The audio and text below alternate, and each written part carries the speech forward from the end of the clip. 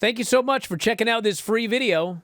If you don't mind, please click like and subscribe. Go ahead, producer Dom. Jump in here right now. AEW Dynamite last night. What'd you think of the show overall? What did you, as somebody who is a very pedestrian wrestling fan, especially when it comes to ordering pay-per-views and such, did anything you see last night, was it enough to make you come off $50 on Saturday night and not watch the NBA and instead spend your time with AEW? So I'm probably still going to watch the pay-per-view, but there was little to nothing on Wednesday on Dynamite that I'm like, oh, you know what? That, if I was on the fence, that's got me now. I think top to bottom, it was fine. There were moments of it where I'm like, okay, it's pretty good. There were also moments where I was like, what is happening right now? It was a mixed bag, and I think overall, because of that, it was fine. All right, the cold open of the show, for everybody out there that did not see it, and even if you did, November Rain.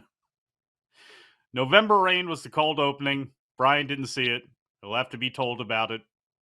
But they did show the video again. They will show it on Rampage. They will show it 74 times probably before the pay-per-view and during the pay-per-view on Saturday as well, too. You got to get all that money's worth. If you're spending it on Guns N' Roses, and I'm sure that was not a cheap song. So there you go. The first match of the night, Don Callis family. Without Don Callis at ringside, just Kyle Fletcher, Konosuke Takeshita, Brian Cage, and Lance Archer. They defeated Will Ospreay, Powerhouse Hobbs, Mark Davis, and Ricochet. The big story of the match was Powerhouse Hobbs getting his knee smashed into the ring steps and being taken to the back by medical, leaving the baby faces at a disadvantage for most of the match. He did pull the Willis Reed. And Dom, is there a better updated athlete than Willis Reed dragging his leg out at Madison Square Garden to come back out and win the game?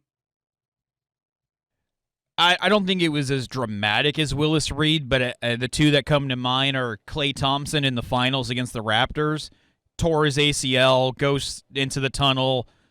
He came back and shot the free throws, but it wasn't quite as dramatic as Willis Reed. And Mahomes, I don't think it was in a Super Bowl, but it was maybe an AFC championship or in just a playoff game where messed his ankle up, came out of the game, and we saw Carson Wentz or whoever the backup was at the time in for a couple series, and Mahomes came back and limped his way through the rest of the game and won. I feel like nothing quite dramatic like Willis Reed, but I think those two might be the more, I don't want to say modern because that feels disrespectful, but more current, updated versions of the Willis Reed. Well, you know what? This wasn't all that dramatic either because there was no three-point shot hit.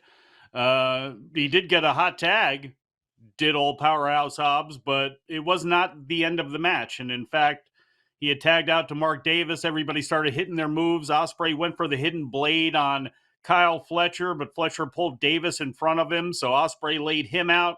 Then it was Fletcher and Davis going to the floor, and it allowed Takeshita to hit Davis with a knee strike and get the pin. I'm sorry, Ospreay and Fletcher went to the floor, and that allowed Davis to hit the knee strike and get the victory. The match was really all about Kyle Fletcher and Will Ospreay's match that are coming up, and also how Mark Davis fits into that. Nothing during the match was done to really further Ricochet and Takeshita's international title match that they have coming up on Saturday. It was really all about Will Ospreay and Kyle Fletcher in that match. Then it was time for that Death Riders promo I talked about earlier, the 2-camera shoot in the storage trailer. Wheeler just stared dead ahead as Marina was staring at him.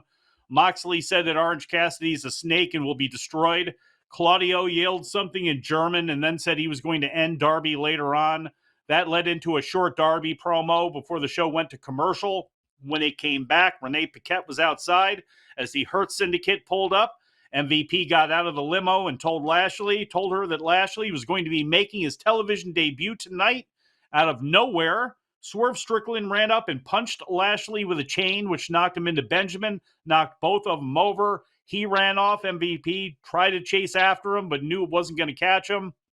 The only negative about this segment was the fact that you heard the chain, and they even referred to the fact that you heard the chain, but you didn't really see it. And when Swerve raised his hand up to the camera, it was actually the other one, and he had his hand down with the chain on it. And unless you rewound back to look, you didn't really know what happened there. So that was just one of those small little things, but it actually turned out okay. And honestly, later on, they again had one of the better segments of the night. Thank you for watching. Make sure you subscribe to the channel and click that notify button, and you'll never miss a video again.